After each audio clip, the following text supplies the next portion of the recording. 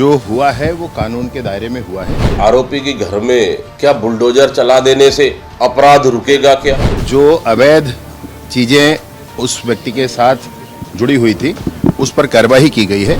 लूट, हत्या, चोरी, डकैती, रेप जैसी घटनाओं को रोकने के लिए काम क्यों नहीं कर रही है? विधि संगत कार्यवाही है, बिल्कुल उचित है, ऐसा होना भी चाहिए।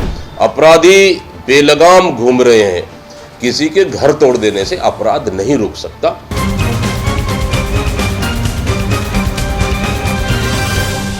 छत्तीसगढ़ में पहली बार नाबालिग से दुष्कर्म के आरोपी के घर पर बुलडोजर कार्रवाई की गई, जहां आरोपी के घर और दुकान पर बुलडोजर चलाकर जमींदोज किया गया। नमस्कार, आप देख रहे हैं एडिटर जी न्यूज और मैं हूं आपके साथ प्रिया जगत। राजधानी रायपुर से बीते दिनों सामने आए दुष्कर्म की घिनौनी वारदात ने पूरे शहर को झकझोर कर रख दिया, जहां सिविल लाइन थाना क्षेत्र में 9 साल की मासूम बच्ची से 65 वर्षीय आरोपी अब्दुल सज्जाद अंसारी द्वारा लगातार 5 दिनों तक डरा धमका कर दुष्कर्म की घिनौनी वारदात को अंजाम दिया गया, जिसके बाद परिजनों की शिकायत के बाद आरोपी को गिरफ्तार कर जेल भेज दिया गया। इस घटना के बाद से ही शहरवासियों में भारी आक्रोश था और आरोपी के खिलाफ सख्त कार्रवाई की मांग की जा रही थी। इसके बाद प्रशासन ने आरोपी के खिलाफ सख्त रुख अपनाते हुए उसके अवैध निर्माण पर बुलडोजर की कार्रवाई की। बता दें कि छत्तीसगढ़ में ये पहला मामला है जब नाबालिग से दुष्कर्म के आरोपी के घर बुलडोजर कार्रवाई की गई। इससे पहले बुलडोजर एक्शन उत्तर प्रदेश में शुरू हुआ था, जिसे लेकर देश भर में चर्चा होने लगी थी। योगी आदित्यनाथ के सीएम बनते ही यूपी में आरोपी और दोषी व्यक्तियों के खिलाफ बुलडोजर एक्शन की शुरुआत की गई थी। धीरे धीरे यूपी के बाद मध्य प्रदेश में भी इसकी कार्रवाई शुरू होने लगी। इनमें आरोपियों के घर पर बुलडोजर एक्शन हुआ। वहीं आज राजधानी रायपुर में यह कार्रवाई शहर के राजा तालाब क्षेत्र स्थित झंडा चौक में की गई, जहां आरोपी अब्दुल सज्जाद अंसारी का घर और दुकान था। आज सुबह नगर निगम और जिला प्रशासन की संयुक्त टीम भारी पुलिस बल के साथ मौके पर पहुंची और आरोपी के घर व दुकान को जमींदोज किया गया। इस दौरान कानून व्यवस्था बनाए रखने के लिए मौके पर बड़ी संख्या में पुलिस बल तैनात रहा। वहीं अब इस मामले को लेकर गृह मंत्री विजय शर्मा और पीसीसी चीफ दीपक बैज का बयान भी सामने आया है। गृह मंत्री विजय शर्मा ने कहा कि मासूम बच्ची से रेप के मामले में आरोपी के घर बुलडोजर चला, जो हुआ कानून के दायरे में हुआ। जो हुआ है वो कानून के दायरे में हुआ है। सजा की मांग लोग कर सकते हैं, निर्णय करना न्यायालय का काम है। फांसी की सजा न्यायालय ही दे सकती है।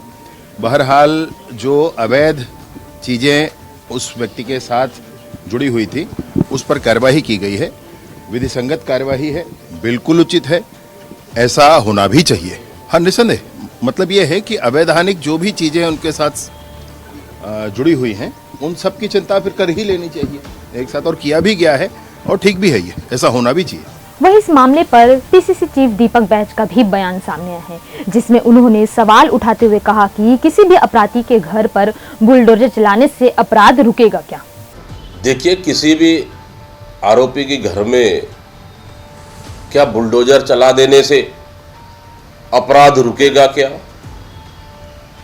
सरकार इस तरह की लूट, हत्या, चोरी, डकैती, रेप जैसी घटनाओं को रोकने के लिए काम क्यों नहीं कर रही है?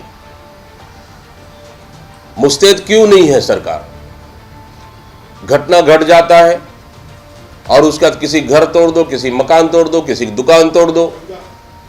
कि इस तरह की घटना तोड़ने से क्या घटना रुकेगी? सरकार को तो सबसे पहले इस तरह की घटनाओं को रोकने के लिए कानून व्यवस्थाओं को दुरुस्त करना पड़ेगा। कानून व्यवस्था तो पूरी तरह से खत्म हो चुकी है, डर भय खत्म हो चुका है। अपराधी बेलगाम घूम रहे हैं, किसी के घर तोड़ देने से अपराध नहीं रुक सकता। सरकार को कानून व्यवस्था को दुरुस्त करने के लिए काम करना चाहिए। वहीं जांच के दौरान नियमों के उल्लंघन और अनियमितताओं की बात सामने आई।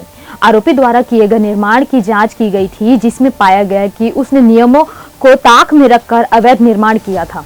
इससे पहले नगर निगम ने नोटिस चस्पा करने की प्रक्रिया पूरी की थी, जिसके बाद आज बुलडोजर की कार्रवाई की गई। इस दौरान एक अधिकारी ने कहा कि अपराध और अपराधियों के खिलाफ प्रशासन की जीरो टॉलरेंस नीति जारी रहेगी। मासूमों के साथ हैवानियत करने वालों को बख्शा नहीं जाएगा।